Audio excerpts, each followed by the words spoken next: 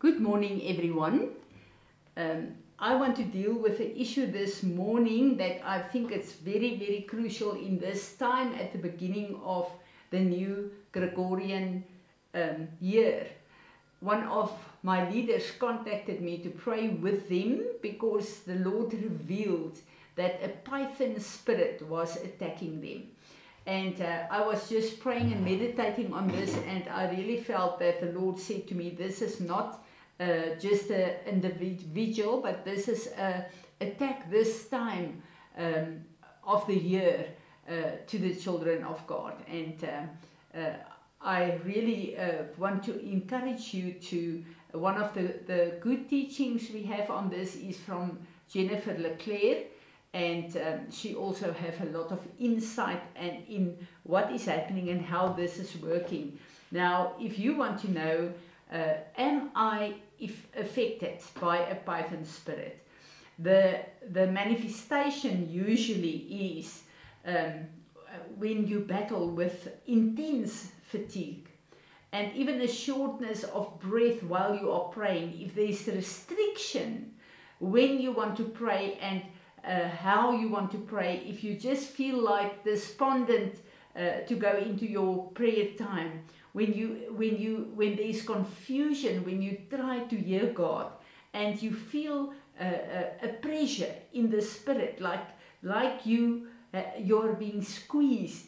This is not just a natural issue. This is not you being tired at the beginning of a new year. This is a python spirit. And the thing is that we need to identify and discern this and to break through. When we look at the scripture in Acts 16 verse 16, where Paul and Silas encountered that slave girl with a spirit of divination. Literally, the word for divination, the spirit is a python spirit in Greek. And we know that she followed them at mimicking their words and twisting the truth and bringing spiritual confusion. Eventually, Paul cast the spirit out. We need to know that this spirit is still working, especially where the prophetic and the word of God is at work. This is a counterfeit of the prophetic spirit. And it wraps itself around us, around ministries and even cities to choke out the breath of God. And we need to understand this spirit mimics the Holy Spirit to release confusion.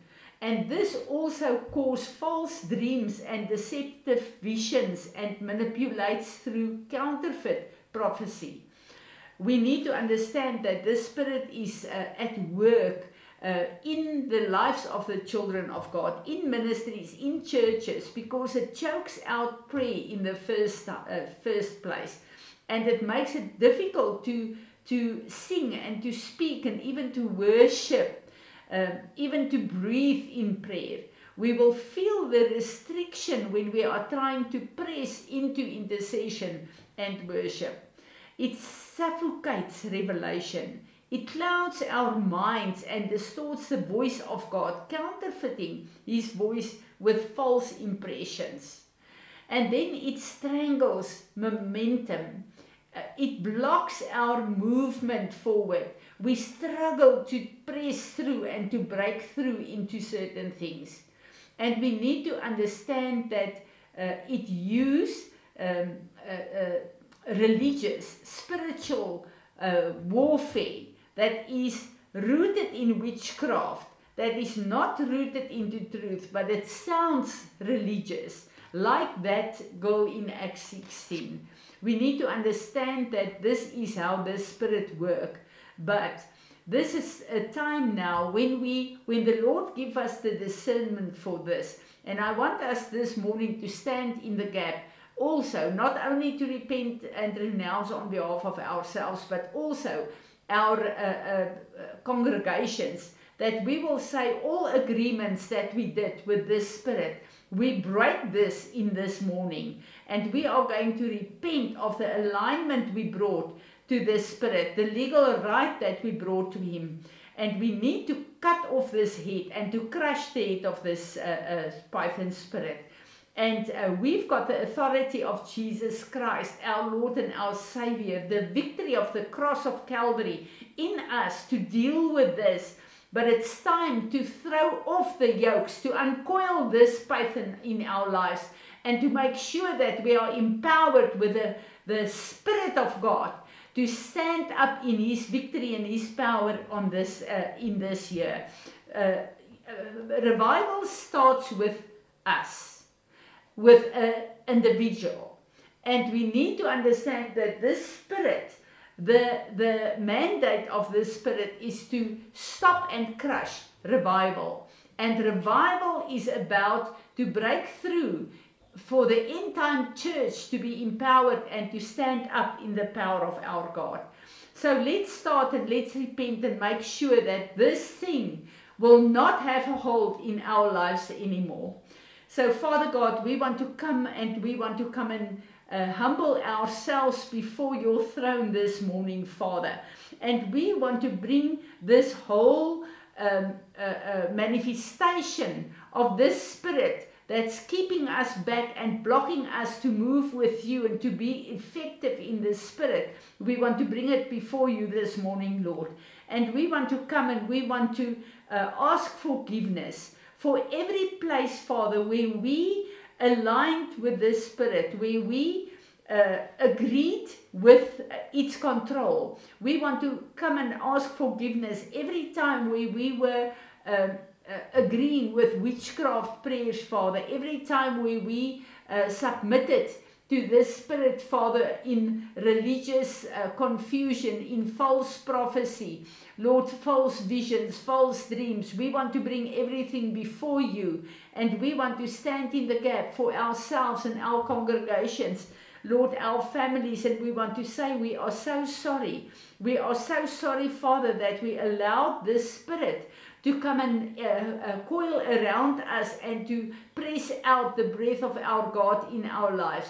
We say no. We cancel all covenants. We cancel all agreements. We stand in the gap, Father, for in our bloodlines, everything we inherited of the false prophetic. Lord, we false worship, witchcraft, we repent of that and we renounce and reject it in this day.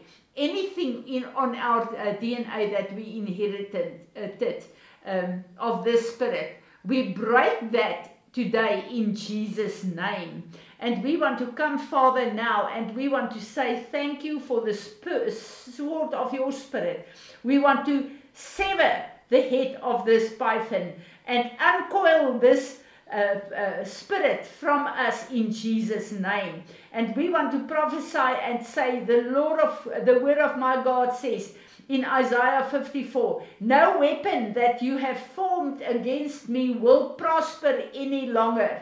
I want to prophesy that. I want to come according to Luke 10 verse 19, and I trample on your head, I crush your head with the authority of Jesus Christ, my Lord and my Savior.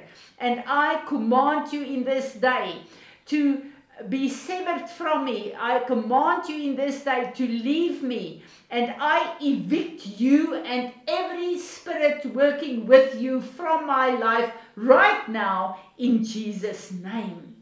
Holy Spirit, I pray that you will come now and that you will fill my lungs even, that you will fill me soul, spirit and body, Lord, that you will fill the mandate you have given me on this earth in the calling that you have laid upon my life. Come and breathe over me. Come and fill me with your breath, Lord. Every place, Father, where there's dry bones because of this, bring it alive with your breath again, Lord. Come and breathe over me, Lord. Come and breathe in and through me, Lord. And I want to come and prophesy and align with you and with the victory of the cross of Calvary. Thank you, Lord Jesus, that you conquered and broke every curse. Therefore, come and destroy the yokes of the python spirit that's upon my shoulders. And I want to prophesy and say the only yoke upon me is the yoke of Jesus Christ, my Lord and my Savior. And now, Lord, I want to ask you that you will come and that you will burn with your fire, destroy everything that this spirit has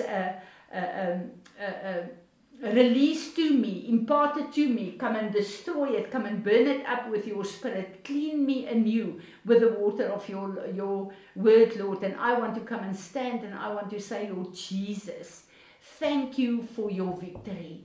Thank you that you conquered every spirit on Calvary.